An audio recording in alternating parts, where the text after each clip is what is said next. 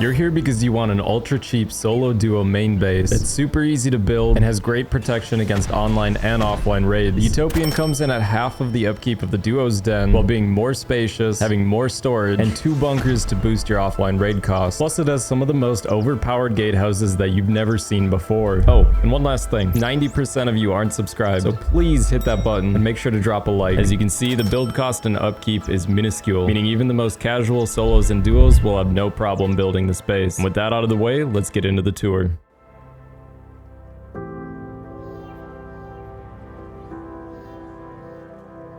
We'll start our base tour off like most, the mini Satori and Mr. Man style disconnectable TC. As you can see, the upkeep is super small and we only have 2 of these. To disconnect them, we'll place a twig foundation and a twig roof tile right here. This is super useful if you get raided and you need to replace your main TC. To reconnect them, just place a floor frame right here and upgrade it to sheet metal. Next, we'll head over to one of our 2 gatehouses.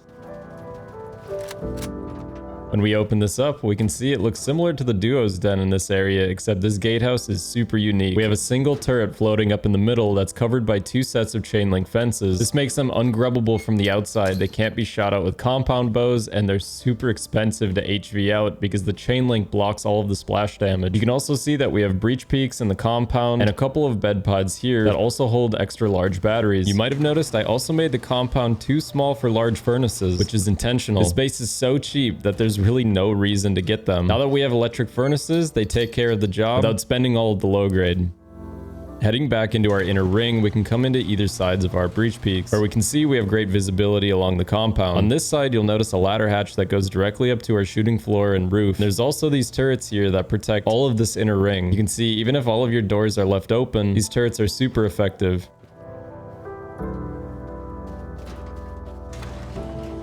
Coming in the other side, we can see that this one's slightly different. It has mobility that'll take you up in your core and your starter. We also have a dedicated area here above the jump up for an industrial automated furnace system. Make sure you check out my TikTok if you want to know more about how to wire this up. Heading into our core, we can see a bunch of large boxes here, as well as a couple extra furnaces, our main workbench, and either a locker or an extra large battery tucked behind it.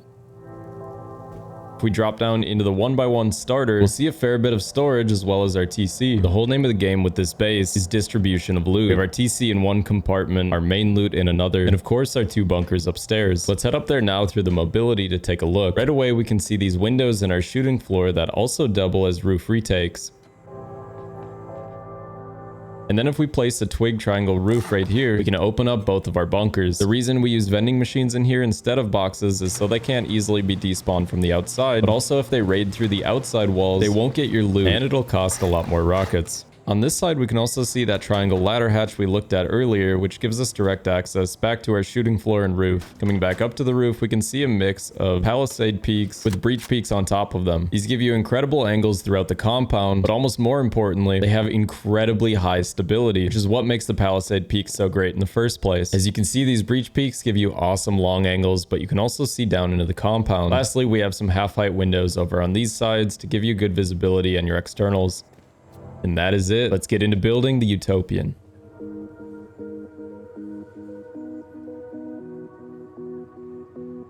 We'll start off by building a triangle, a square, and then a triangle. We'll put our TC right here and we'll line it up in the center, relatively close to the window frame. Always make sure to lock your TC. Next, we'll wall in the 1x1 and part of the airlock. When we get to the door frame and the ceiling tile, leave those in wood. Put a ceiling on the square and a double door frame in the airlock. I like to upgrade these frames to Adobe because the hitbox is smaller. In our starter, we can place a couple of large boxes. Feel free to utilize the space however you want. This is just what I found works well. Rotating this wall can make it a little bit easier to place a tier 1 workbench in a way that makes placing small boxes even easier. You can still place it right without rotating it. It just requires you to line it up well. Next, we'll place a few small boxes right here, and then we can fit a furnace and a campfire right next to our door. Last, we'll put our sleeping bag here, and if you have a duo, just forego one of the small boxes and you can fit 2. You can then put down a double door and a window over TC. Also, if you find a garage door in a crate or something, always feel free to replace this. Just keep in mind this isn't a true single door airlock. It'll keep people from going deep.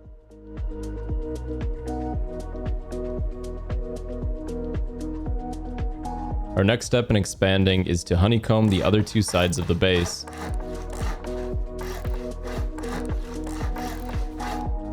Relative to this wooden ceiling tile, we'll come to this side. Place 2 triangle foundations here with 2 triangle floors above them. Then put double door frames on either side. I would upgrade these floor tiles right now just so they're not as easily soft-sidable during this stage. Heading over to the other side of the base, we'll mirror what we just did, except there's not really a reason to upgrade the tiles quite yet, so they can remain stone. At this point, we need to build the foundations that'll hold up our shooting floor. From each of these triangles, we'll build out 3 triangles and then raise the 4th. We'll do this on all 4 sides of the base. These raised foundations will start to decay, so I would place a frame on them right here. Heading over to the other side, we'll repeat the same steps with 3 lower triangles and then raising the 4th. Again, I would attach these with frames just so they don't decay. Otherwise, you could upgrade them to sheet metal as well to delay the decaying process. Next, we'll start building out our second floor. Notice that you can use the raised foundations as mobility to get up to the second floor for now. We will chop out this wood ceiling, which will eventually be our only entrance. But for now, we'll head over to the 3 triangles section where we'll build a 6-box loot room. We can then enclose the jump up to our starter and enclose the triangle opposite of it. Lastly, we'll put a ceiling tile on the whole thing and a double door frame for the entrance. We'll put a shelf over a jump up and another double door frame. Now it's about time that we head back into our starter and chop out our door frame and ceiling tile. This will only take a couple machetes and a few seconds. We'll replace the wall and then chop out the ceiling above us. The last thing that we'll have to do here is move our furnace to make it a jump up. And just like that, we've lengthened our door path. Next, we'll want to build out the 6-box loot room upstairs, but we probably shouldn't put anything too valuable here. Mostly use it for your prim kits and drop storage. Next, in our free triangle, we can either put a locker or what I prefer is a large battery. We use this battery exclusively for electric furnaces, interior lighting, and industrial systems. And at this point, all you have to do is slap a window on that window frame, close up your doors, and your second expansion is done. External TCs are essential for securing your build location, and they'll be what upkeeps our mobility sections and bunkers. Quickly before building them, we'll finish off our 3 triangles section on this side by walling it in, placing a low wall here, and double door frames on the rest of the sockets. At this point, our build out is symmetrical, so do the same on the other side. We'll build 2 triangles off and then 8 squares out. We'll leave the last square and delete the rest of the twig buildup. We'll come back with triangle half moons until we get to the base. On this last one, we'll raise it up, and then delete all of the twig and build back to the base with these triangles, upgrading only the last one.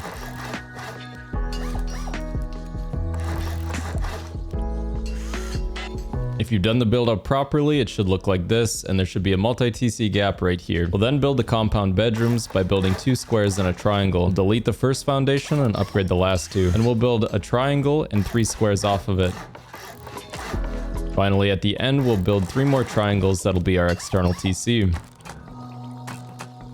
Make sure to use double half walls here instead of a full wall, so our disconnectable method works. Also, always make sure to lock your TC, and then we'll finish enclosing the rest of the external. We'll use 2 window frames and a single door frame to give us 7 rockets of raid protection. We'll put a double door frame on the front of our bed pod and then enclose it. Make sure to sheet metal the back part of this because that's where our battery is going to go. You can place a window frame here and then reconnect it with a frame. This will connect the actual external TC to the multi-TC part of the base. And now we'll add our final floor frames to connect the bed pod to the external.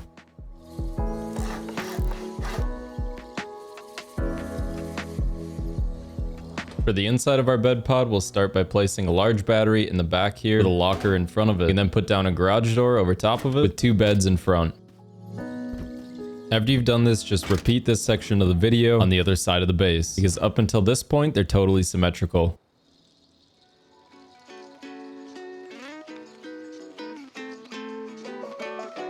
You'll notice that I've gone ahead and upgraded everything to its final grade. Our TC compartment should be HQM, as well as the chute that leads down to our starter. Basically everything else that's external facing should be sheet metal, besides double door frames, window frames, things like that. I also armored both ceiling tiles on the square section. Start by going to the opposite side of the base that the door is on and putting half walls with windows on top of them. This will create our breach peak on the ground level. But notice if you use stone that there's little pieces that stick through that actually block the placement of this foundation. To get around that, we can actually just upgrade this to Adobe if you have the skin set. This isn't required, but it does make life easier. Then we'll go ahead and put half walls on top and a ceiling on top of that. We can put a floor frame here with a ladder hatch. We'll then fill out all of our embrasures. We can place double doors or garage doors on each of these sockets and then place a turret here. You might have to trigger a different conditional model, rotate the wall, upgrade it to a different grade or something like that to fit it, but you should be able to get it here.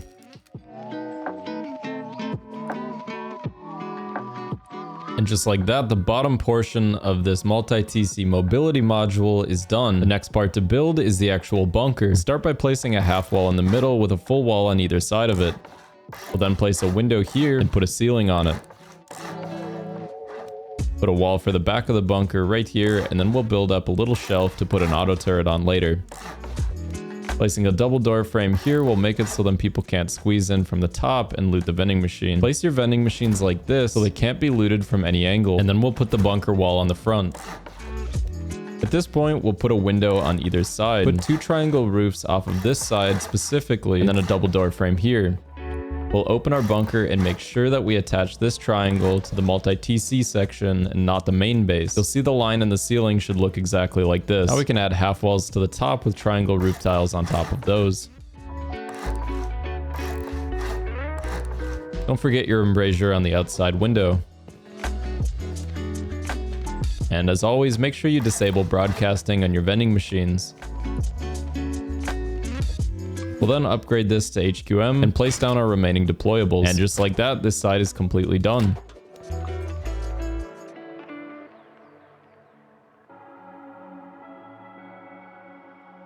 Each multi-TC mobility chute has something unique about it. We'll start off by putting in the garage doors like we did on the other side, as well as the half walls and windows to create our breach peaks.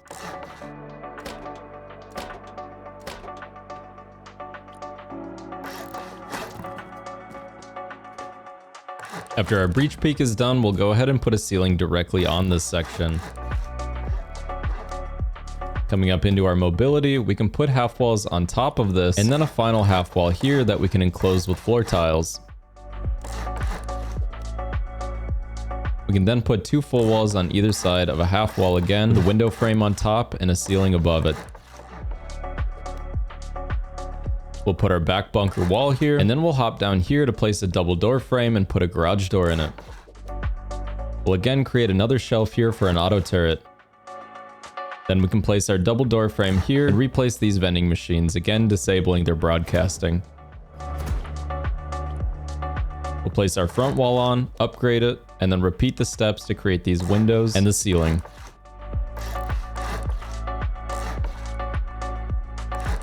Again, make sure that this tile is connected to the external TC and not the main base, or your bunker will not open. Finish up the remaining steps by adding half walls and roof tiles here. And then add a garage door and a couple window embrasures to this section to finish it up. Later down the road, when you get electricity, feel free to put auto turrets in these sections to guard your bunkers. We can give ourselves a little more cover on the roof and build what will eventually be part of our shooting floor right here. Heading back down into our mobility, we'll want to make sure that we put garage doors on all of these sockets. We can also use this 2 triangle section as a dedicated place for an industrial furnace setup. We can fit 3 furnaces along this wall and a large box here to hold all of the raw and smelted resources. We'll also upgrade this door to an armored door or a garage door when we get the opportunity. And we can fit a couple lockers here. Just make sure that they're placed far enough in that they can't be reached through the multi-TC gap.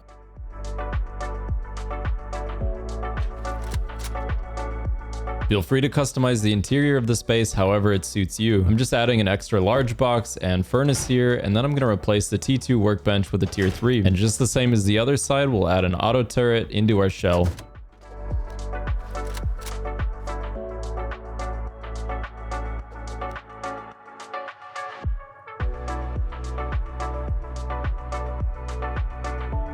Heading over to our raised foundations, we can place an additional raised triangle off of them, and then do this square triangle build out with a lowered foundation. At the end, you should have this shape. We'll place a double door frame, a single door frame, and a window.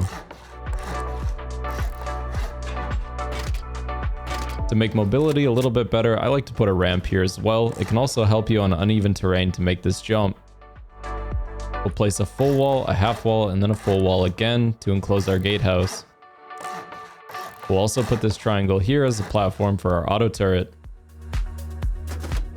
We'll place double door frames on these two sockets and make sure to just upgrade them to wood. We'll put a chain link fence and a chain link gate on each of them. We'll then head over to the other side of the gatehouse and repeat the same steps. The reason we use wood instead of stone is because it takes the same number of HV rockets or real rockets to break as the chain link does. Repeat these same steps on the other side to build your second gatehouse. Now we'll want to build the frames up for our shooting floor. We'll do this in sheet metal and just build them too tall. We'll do the same on these sections, too tall as well. And then the last set right here. If we head up to the top, you can optionally add a frame right here to add additional stability to your breach peak. We'll put a floor here and then two triangles on either side. We can then do half walls with roof ramps on here to provide a little bit more cover. On the square, we'll build a breach peak using half walls and windows. When we place a roof right here, it'll block the gap, but if we upgrade it to Adobe, that gap will come right back. We'll place another set of half walls on the top and then a floor tile. We can put a triangle here for an auto turret to watch over the roof. Pull it far back towards the edge, and with the windmill above it, push it to the back. We can then put our window embrasures on this section, and optionally you can also upgrade these to Adobe as well, just to limit the conditional models a little bit.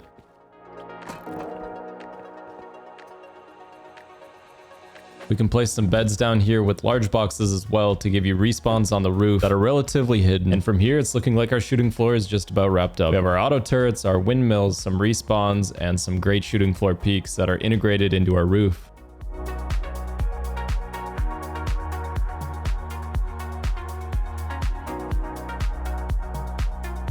Compounding our base couldn't be any easier. We'll start off by placing two barricades on each of the gatehouses like this. We'll then come over to the bed pod and place high walls straight off of it. Then the last wall should just pop right into place. Just like that, you can place out some drop boxes, oil refineries, or anything else that you might want out here. Finally, the last barricade goes on top of the bedroom.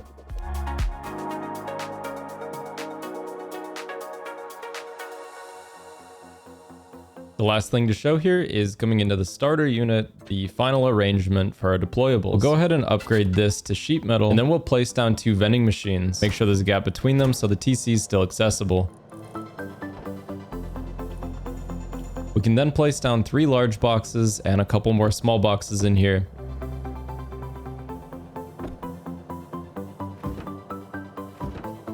It should look just like this when you're done. Final step before you log off is to place down a window and an embrasure over it. Then upstairs, we'll do the same thing by upgrading the wall and placing down windows.